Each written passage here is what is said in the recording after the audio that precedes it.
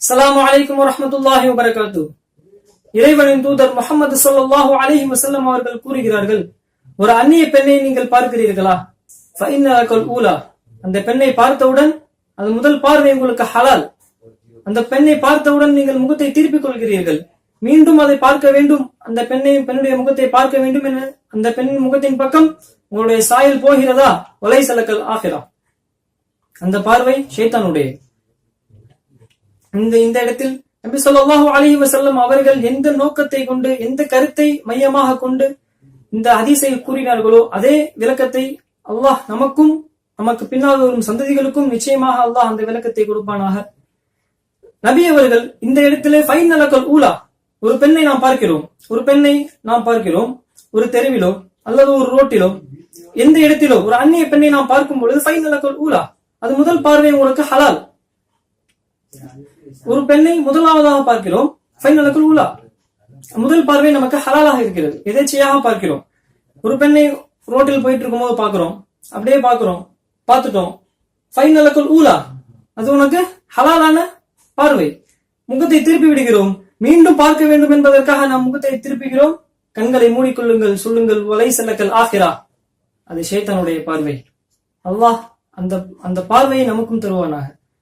இந்த பாதுகாப்பான பார்வையை வலைசலக்கல் ஆகிரா, ஷைத்தானுடைய பார்வையை விட்டு நம்மை பாதுகாப்பானாக. இந்த இடத்தில் முதல் பார்வை என்பது விளக்கம் என்ன?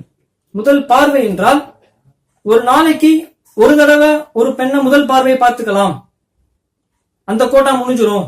இரண்டாவது நாள் முதல் பார்வை அந்த பெண்ணை பார்த்துக்கலாம் என்பதன் அர்த்தம் அல்ல. ஒரு பெண்ணை பார்த்து விட்டோம், இன்னைக்கு முதல் கோட்டா முடிஞ்சிச்சு, திரும்ப பார்க்க தோணும் போது உலைசலாக்கல் ஆகிரா, அது ஷைத்தானுடைய பார்வை, அதனால பார்க்க கூடாது. சரி, இந்த நாள் முடியட்டும், 24 hours முடியட்டும், நாளைக்கு திரும்ப ரினியூவல் ஆயிரும் அந்த முதல் பார்வை, அடுத்த நாள் அந்த பெண்ணை பார்த்துக்கலாம். சரி, இன்னைக்கு முதல் பார்வை பார்த்தாச்சு, இரண்டாவது பார்வை தானே பார்க்க கூடாது என்பதன் கருத்து அல்ல.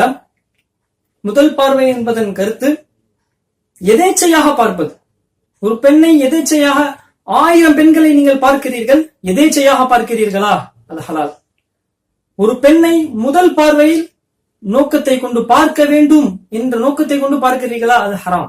ஒரு பெண்ணை ரோட்டிலே பார்க்கிறீர்கள் அல்லது இணையதளத்திலே ஃபேஸ்புக்காக இருக்கட்டும், வாட்ஸ்அப்பாக இருக்கட்டும், எதிலே ஸ்க்ரோல் டவுன் பண்றீங்க, ஸ்க்ரோல் அப் பண்றீங்க, பெண்ணை பார்க்கிறீர்கள், ஸ்க்ரோல் டவுன் பண்ணிவிட்டீர்கள், திரும்பவும் ஸ்க்ரோல் அப் பண்ணி அந்த பெண்ணை பார்ப்பது ஃபைனலக்கல் ஆகிரா, அதுதான் ஷைத்தானுடைய பார்வை. முதல் பார்வை போட்டோல பாருங்க, நேர்ல பாருங்க, எதுல பார்த்தாலும் உன்னுடைய நோக்கம் முதல் பார்வை எதேச்சையாக இருந்தால் அது உனக்கு ஹலால்.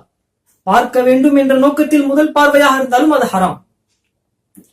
அந்த எதேச்சையாக இருப்பது என்பது உனக்கும் உன்னுடைய ரப்புக்கும் மட்டும்தான் தெரியும். இன்னமல் அமாலு பின்னியாத். நான் எதேச்சையாக பார்க்காமல் ஒரு பெண்ணை பார்க்க வேண்டும் என்று நான் மெசேஜ் செஞ்சுவிட்டு ஒரு பெண்ணை மீட் பண்ணணும் அப்படின்னு நினைச்சு நீங்க ஃபர்ஸ்ட் டைம் அந்த பெண்ணை பார்க்க போறீங்க, முதல் பார்வைன்னு சொல்லப்படுமா? அல்லாஹ் பாதுகாக்க வேண்டும், அது ஹராமான பார்வை. அல்லாஹ் இந்த பார்வை வந்து நம்மை பாதுகாக்க வேண்டும். உமக்கும் உன்னுடைய ரப்புக்கும் மட்டும் தான் தெரியும். நம்முடைய உள்ளத்தை பத்தி நமக்கு தெரியும். நம்ம என்ன தப்பு செய்யறோம்ன்றது நமக்கு தெரியும். நமக்கு தெரியும். நம்ம முதல் பார்வை பார்க்கிறோமா, நாம் எதேச்சையாக பார்க்கிறோமா, வேணும்னே பார்க்கிறோமா, நமக்கு தெரியும்.